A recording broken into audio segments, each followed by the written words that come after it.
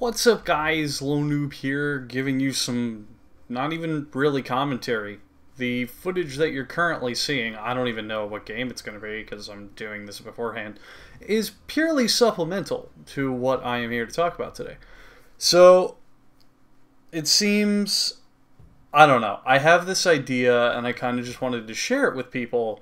And YouTube seems to be the bastion and utter end haven for people making videos about stuff that no one gives a shit about, and everyone just watches them for some reason because they're people.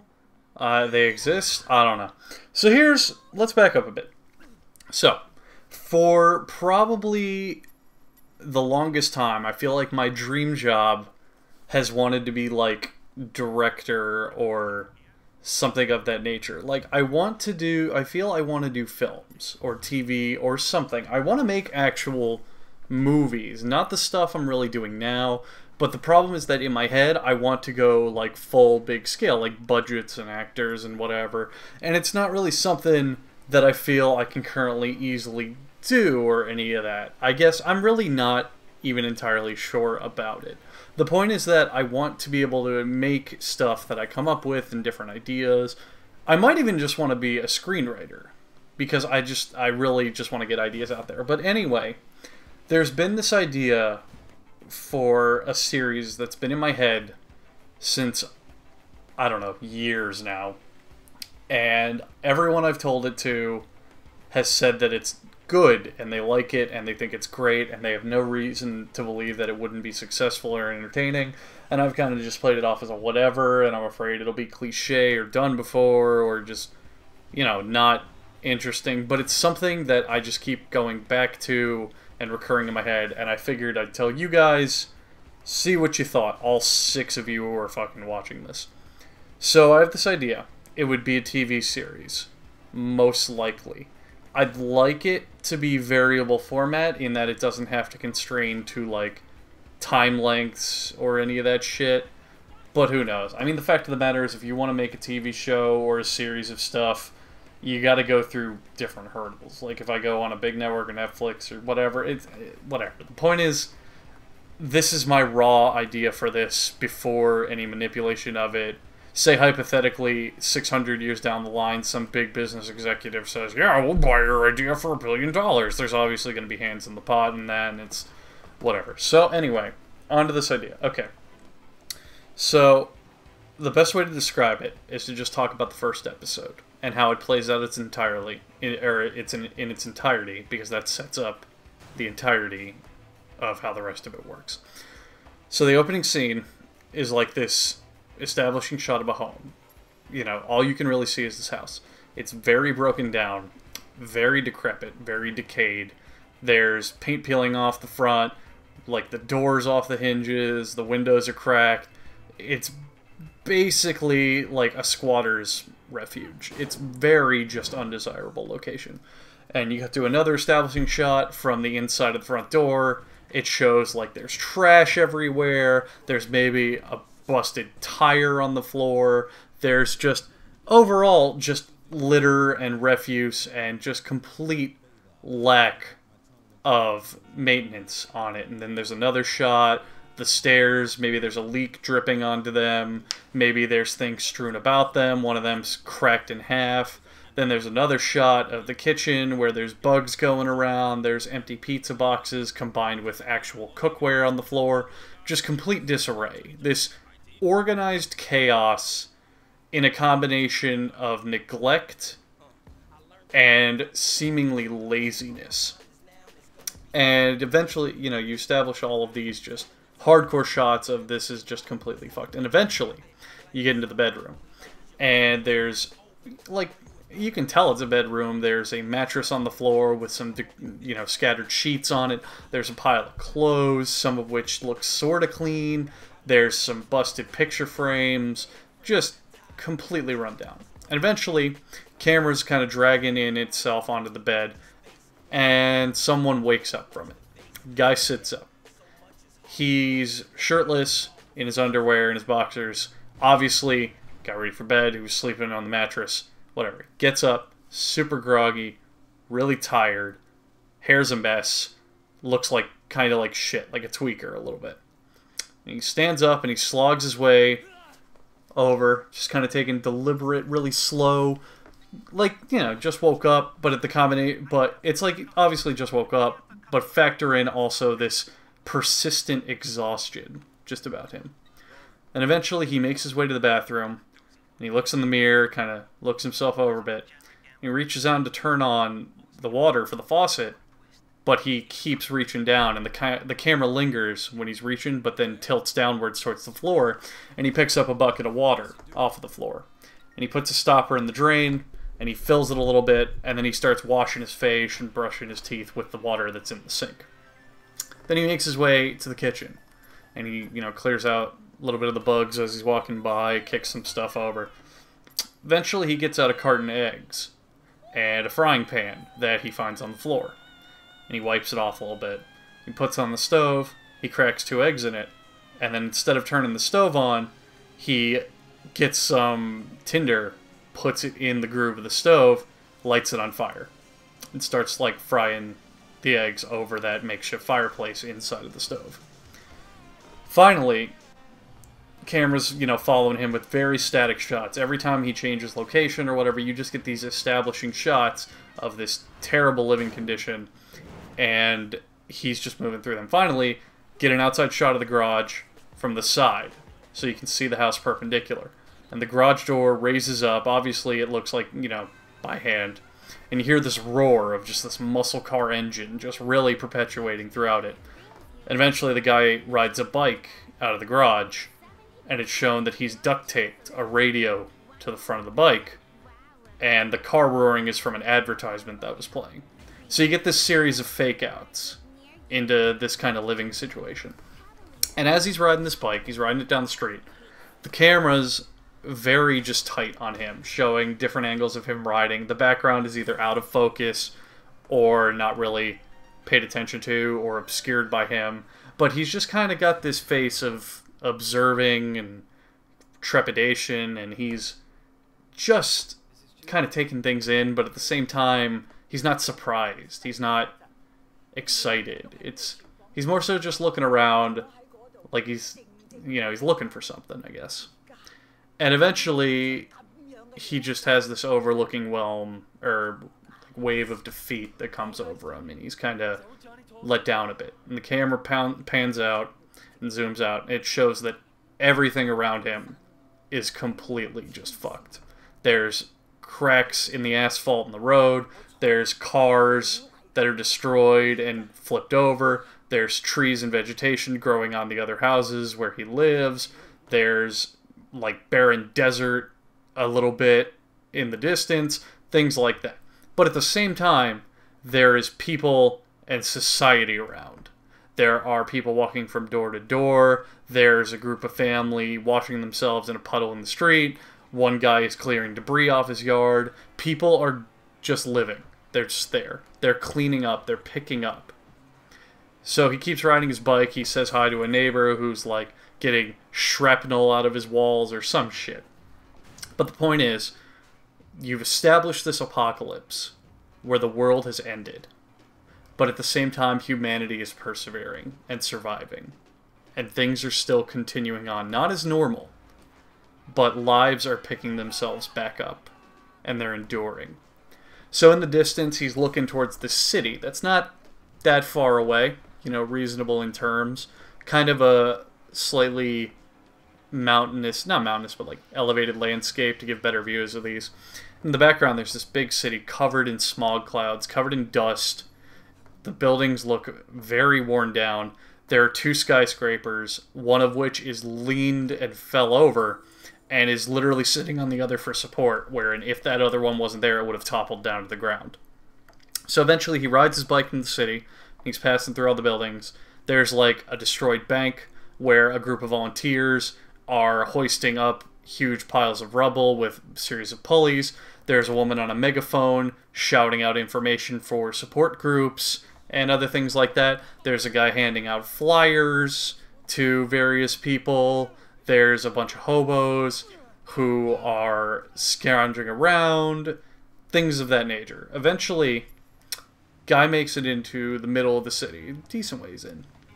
And he pulls his bike up in front of a Starbucks, which is formed outside of the ruins of a Starbucks. So basically, you have a Starbucks that is completely demolished. The only things recognizable on it are a caved-in building that obviously has bits and pieces of coffee shop in it, and a half-destroyed, like, Starbucks sign above the top that's, like, cracked in half and falling over. The actual business is now in a cart that has been parked in front of the Starbucks that is holding up a sign that someone has crudely just painted the word Starbucks on.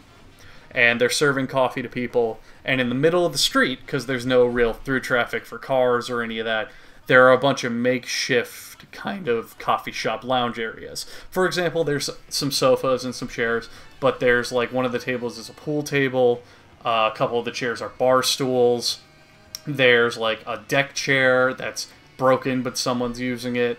There's just all this mishmash of whatever they can find to form this business. So, guy goes up, orders coffee, sits at a makeshift place, you know, table, chair, whatever. And he waits a little bit, and he's kind of mulling around, looking around. Eventually, someone else pulls up, also riding a bike, locks it up somewhere, sits at the other end of the table. So they start talking, and it's immediately apparent that they're friends. Like, very good, close friends. They know each other, they're just talking about shit that's happened lately. You get the kind of air that they haven't seen each other in a while, but at the same time, they keep up current enough that they're familiar and they know what's going on in each other's lives and all that. And it gets... the conversation's not really the focus. There's more kind of these long shots showing how the world is just working around them, and they're just talking about nothing important. Eventually, there's a bit of a lull in the conversation. You know, first guy starts staring at his coffee. Second guy feels a bit awkward. Doesn't matter. Establishing this idea. The second guy looks at the first. I'm just going to give them names right now. I have not decided on names, but I'm going to, just for the sake of clarity. The first guy, the tweaker, is named Max. Second guy is named Steven. Steven looks at Max, and Steven brings up the topic, and he just kind of goes, I think we should go back. I think it'd be good for us to go back. And Max is kind of getting a little pale, a little cold on that, and he says, I don't want to go back. I don't think it's a good idea for us to go back. I don't think we should go back. And Steven's kind of like, nah, man, come on, trust me. It'll be a good idea. It'll be something for us. What else are we to do? What else are we going to do? And Max is saying, but it's so far away. I don't think it's worth it. How are we even going to get there? I don't like it. And Steven says, just trust me. This will work out for the best. So they get up to leave, to go. And all of a sudden, a plane flies overhead. And it's an old, like, biplane, dropping flyers, like one you would see dropping, like, pesticides on crop fields. Very archaic. And it's dropping literal leaflets raining down from the sky, like an old school newsletter. Max picks one up, and on the front is a logo. And it says, Population Incorporated. And at the top is a neon pink purplish eye as like a logo. Like it's a literal eye. Very simplistic, very stylized, and it's got this neon coloring to it. And on the list of the paper is various tidbits of information. Like, here are the following locations for water deliveries. Here's the following locations if you need a bed. Speak to these people, call these numbers if you have a phone for this, and all that stuff. And basically they have a slogan, and it's something similar to like helping you rebuild us. Something of that nature. The point is that they have made a business out of rebuilding humanity. And it's not even strictly for profit, it's a combination of just humanitarian effort with capitalism. And they kind of get into this talk about it. Max is really annoyed. He's saying, I can't believe they dropped this shit. Every time I've gone to go get water from supply depots, they're out. I heard there was a riot at their fucking station last time. Whereas Steven counterpoints, well, no man, when my area was hit, they helped clear out a bunch of debris. I heard that there's some people that we know that are actually working for them, and they pay very well, and they help very well, and they get into this kind of whatever. So as they're talking about it, there's not really this feeling of ominous presence, but just this air of uneasiness develops from it. And eventually there's a fade to black, as Population Incorporated with the logo ends up on the screen, till eventually the words Pop and Inc. have been taken out of the logo, as well as the I, and are made the same color. So the title screen has now come up. It's a pure black picture with the stylized I, Pop, and Inc. all in this bright neon purplish color. So the name of the series is Pop Inc. Anyway, cut back to the two of them getting on their bikes, leaving the coffee shop, and they ride. Eventually they make it to a different neighborhood. This one is much more kept up, much better looking. It's nearly extravagant for the circumstances. They have electricity, they have running water, they have just stuff. There's not as many people walking through the streets begging for handouts. There's not all this kind of, not nearly as much desperation in what's going on. It's run down. For example, some of the windows are cracked. There's just a general lack of like lawn care, or typical things that you see in normal neighborhoods today are not there. But at the same time, it's definitely comparatively a nice place. So they go in through Steven's door, lives in this neighborhood. Kind of get a tour of the house. Max is feeling a little uneasy. More jokes, establishing character bonds, histories, hinting at things that have happened and all that. Eventually they work into the garage. And Steven pulls a cloak off of a near mint, like 80s sports car. Just red hot rod convertible, near mint condition, well kept, amazing. Just absolutely amazing, gorgeous vehicle. And Max is astonished, and he's fucking saying, "Where did you get this? How did you do this? Where did this come?" And Steven just keeps saying, I don't want to get into that. Do you have any idea how hard it was keeping it a secret? It's been basically my only pride and joy in this entire experience. And they kind of banter about it. Eventually, Max is thinking, well, it's beautiful and whatever and wonderful. So Steven comes up, and he's saying, no, like, we're going. And Max is saying, well, what are you talking about? We're leaving right now? And Steven says, yeah. And they kind of have this little tiff. And Max eventually finds out Steven has loaded the car with supplies. He's even packed. He has been ready for this day. Whether or not it was a surprise to Max that this would be how things would unfold, Steven has been ready to take this trip. He has made the preparations. He is completely good to go. And he says, all I need to do is swing you by your house so you can pick up whatever you have left. And we can go. That's it. It's that easy. Max is very taken aback. Eventually he's persuaded by it. They grab stuff, and they hit the road. And they start driving. This is where the series itself begins. The entirety of the show is going to be them driving around in this car through near post-apocalypse, meeting different just groups, different people, different laws, different ideologies, tackling different flavors of life when all you have is just the raw elements of it. There's barely any society. All there are people and just their interactions. And I really want to bring back the idea of like an adventure serialization, where you watch like old school TV shows where you have these established characters, and every episode is, today the gang does this, or today they meet this person. I want to flesh out these people, make them people you would care about, people you can relate to, make them realistic, and then put them in different scenarios. What I want to avoid very desperately is typical cliche action-adventure writing. I don't want these guys to be gun-toting badasses who kill 80 fucking gang members every episode. I don't want them to have a love interest who's on again, off again, and constantly lingering there for, every episode. The point is, it's two dudes in a car going back to a place that we do not know yet that has great significance to both of them. And they just meet things. One idea for an episode to drive this point home. I just want, okay. Think of it wherein it's kind of Mad Max and Fist of the North Star, but there's law. There's order. People aren't killing each other. If you take a group of real people and you get rid of laws, they're not going to start raping and killing each other immediately. There's going to be natural society. I mean, humans are social creatures. I want to make this world that feels right and realistic and alive. I don't want it to be where there's always this lingering threat that you're going to get jumped by the Leatherback gang who's going to, like, beat you with chains from their motorcycles. But at the same time, that can happen. There's definitely going to be threats of violence. There's definitely going to be gangs. There's definitely going to be areas of lawlessness. I have an idea for an episode where they come across a slave camp. And it's just all been established.